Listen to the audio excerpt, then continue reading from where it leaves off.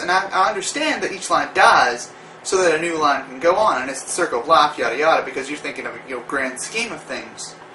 Like, oh, the grand scheme of things, everything has to die because we would drain the resources and everything. Understandable. That's a given. And in that manner, death is acceptable. But to think that eventually it is possible that we evolve beyond a point of physically dying. I mean, evolution continues as we speak. Who's to say that anything's not possible?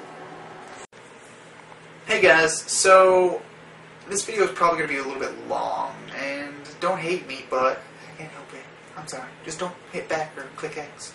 You might regret it. You never know. Anyway, so I'm browsing YouTube while I'm waiting for my Dreamers video to convert, upload, yada yada, and I come across a YouTuber named ReeseJones87, and this is going to be a video response to him, so if you're one of his subscribers and you click this, you know who he is, but if you don't know who he is and you're watching this video, a link will be in the sidebar. Anywho, I was watching one of his videos, I think it was like Meeting with a Light Being, I don't really remember the name, sorry, but it was really interesting, and when I was watching it, he was talking, something clicked in my head, and it made me realize, I've had a dream that I need to share with him. Like, it's very funny, but I had to tell him about this dream. Like, I had to share this dream, and it's a very interesting dream. A bit of exposition, I guess, about my dreams. My dreams have a bit of clairvoyancy to them. I've dreamt, literally, the future. I'm not crazy, don't look at me like that, but I've dreamt things and they've happened. When it happens, it seems like deja vu, but it's deja vu I can quote. I can tell you exactly what's about to happen. And it's very interesting. And it's not like normal deja vu, it's like, like what people think deja vu is, but I remember dreaming it. So it's very interesting to me, and one instance of this was when me and my girlfriend were at a pizza parlor with her mother, and I recall that I had dreamed this before, and directly behind me there was a waitress and some, like, family. I don't remember exactly. I think there was an old man and an old woman, and the old woman was directly behind my girlfriend, and I remember her and the waitress talking, and I quoted them before they said it. Like, I knew what they were going to say, and I said it, and then my girlfriend, who was directly next to me, listened, and she could hear everything that I was saying, and then the woman then repeated after me. So, that's just an instance. An example of a little bit of clairvoyancy. I don't have any means of controlling it, and it freaks me the hell out. And I don't normally share people because I don't want to be called crazy, but it is what it is, guys, and that's it, I have another friend who actually said that I should try and hone my skills, but I'm not going to try, to be honest with you. No. Be cool, though. Dream the lottery numbers, but maybe that's why I can't hone it. Maybe I'll live on it. I'm getting off topic. So, anyway, about this dream,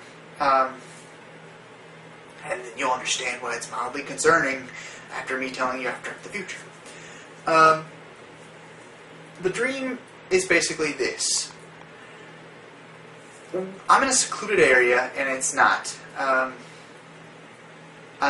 badly wounded, I'm laying on the ground, and I have a suit on. My right arm is possibly broken, but it's also bleeding very badly, and I have no clue what's exactly wrong with my arm. My right eye is injured, and I cannot see out of it. I'm leaning against a tree, and directly in front of me there's a man in a suit, dark hair, dark eyes, dark eyebrows, just dark, no, like not malevolent demon figure, but he's just like a normal person, but he's wearing all black and everything, except for like a white shirt. And in front, or behind him, is a blue car with lights still on the tail lights. They are on, and I think this indicates to me, or I assumed in my dream that this meant that the car was about to leave, or was ready to make haste.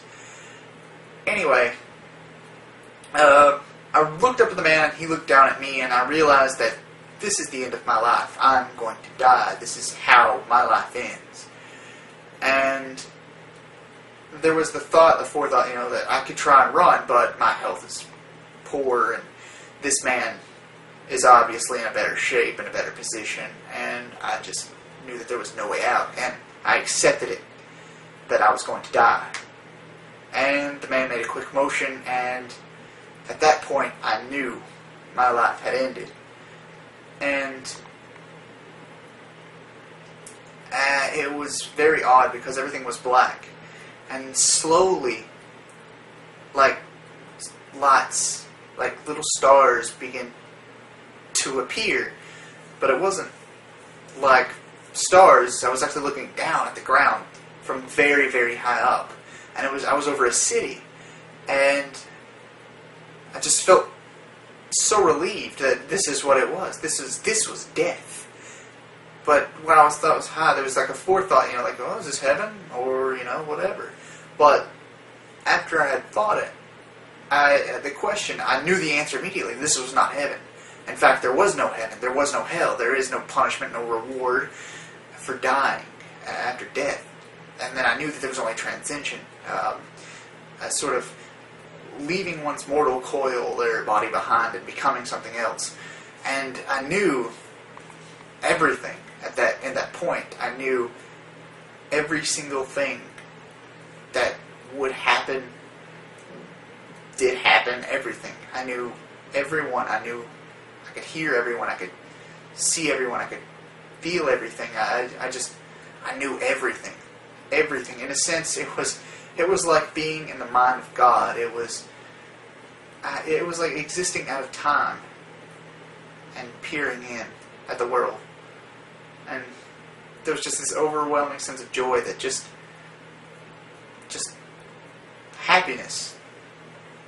There was nothing to want anymore. There was nothing to need. And it was just simply existing for the sake of existing. And I woke up because I was laughing.